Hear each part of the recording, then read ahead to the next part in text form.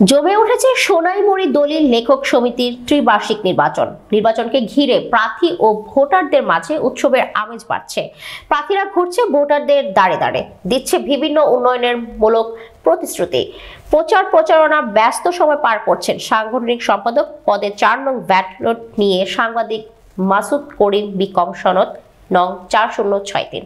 তিনি আমাদের নোয়াখালী জেলা প্রতিনিধি মনির হোসেন সজীবকে বলেন, আমি যদি সাংগঠনিক সম্পাদক পদে নির্বাচিত হই, দলিল লেখকদের সুখে দুঃখে পাশে থাকব এবং সোনাইমুড়ি দলিল লেখক সমিতিকে আরো মডেল হিসেবে গড়ে তুলব। যাচ্ছেন, তো আপনি যদি নির্বাচিত হন তাহলে বিশেষ করে আপনার ভূমিকা করেন।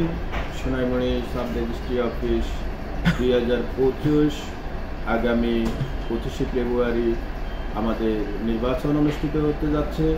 সারা বাংলাদেশের ন্যায় সোনাইমুড়ি রেজিস্ট্রি অফিসও নির্বাচন, সমিতির নির্বাচন।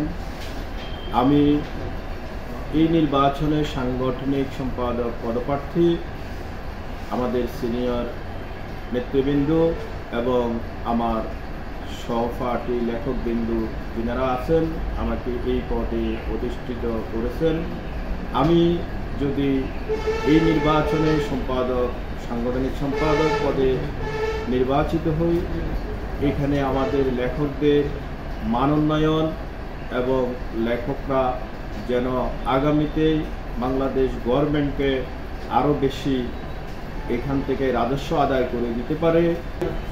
সোনাইমুড়ি দলিল লেখক সমিতি আমরা যারা এখানে আছি, আমাদের সরকারিভাবে কোনো বেতন ভাতা নেই, যেহেতু আমরা একজন লেখক অন্তত মৃত্যুবরণ করলে যেন এই সমিতি থেকে অন্তত কিছু প্রণোদনা পায়, তার পরিবার চলতে পারে, এটা আমি আমার লেখকদেরকে আশ্বস্ত করব। ওকে, ধন্যবাদ।